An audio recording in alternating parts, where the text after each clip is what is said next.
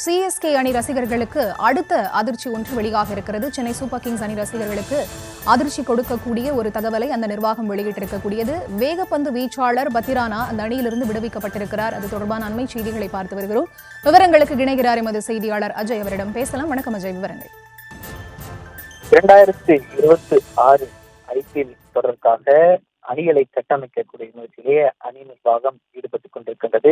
ஒவ்வொரு ஆண்டும் ஐபிஎல் தொடங்குவதற்கு முன்பாக சில வீரர்களை விடுவித்து மினி ஏலம் அல்லது மெகா ஏலத்தில் வீரர்களை எடுப்பது வழக்கம். அந்த வகையில் தான் இந்த ஆண்டு வருகின்ற, அதாவது அடுத்த மாதம் 2வது வாரத்துல ஐபிஎல்லினுடைய மினி ஏலம் நடக்கும். அதற்கு முன்பதாக ஒவ்வொரு அணியும் தங்களிடம் இருந்து வீரர்களை விடுவித்து புதிய வீரர்களை வாங்குவார்கள். அந்த வகையில் இன்றைய தினம் அந்த வீரர்களை தக்க வைப்பதற்கான இறுதி தேதி என்பதனால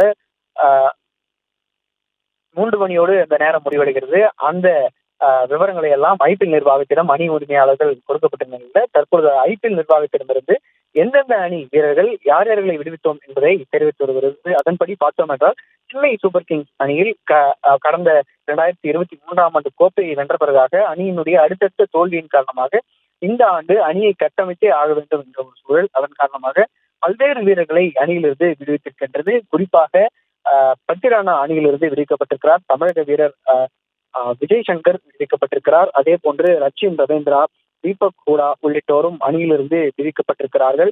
அணியில் நல்ல ஆட்டத்தை வெளிப்படுத்தி சென்னை ரசிகர்கள் மத்தியில் நல்ல ஒரு பெயரை பெற்றிருக்கக்கூடிய பத்திரானா இந்த முறை அணியிலிருந்து விடுவிக்கப்பட்டது அனைவருக்கும் அதிர்ச்சியான ஒன்றாகத்தான் இருக்கும். ஏற்கனவே இன்று காலையும் கூட ரவீந்திர ஜடேஜா, சாம் கரன் ஆகியோர் ட்ரேட் செய்யப்பட்டு அவருக்கு மாற்றாக சஞ்சு சாம்சன் அணியில் இணைக்கப்பட்டிருந்தது. மற்றொரு அதிர்ச்சிகரமாக பத்திரானா அணியிலிருந்து விடுவிக்கப்பட்டிருக்கிறார். அதே போன்று விஜய் சங்கரும் அணியிலிருந்து விடுவிக்கப்பட்டிருக்கிறார். ராகுல் திரிபாதி, ஆண்ட்ரே சித்தார்த் உள்ளிட்டோரும் சென்னை சூப்பர் கிங்ஸ் அணியிலிருந்து விடுவிக்கப்பட்டிருக்கிறார்கள்.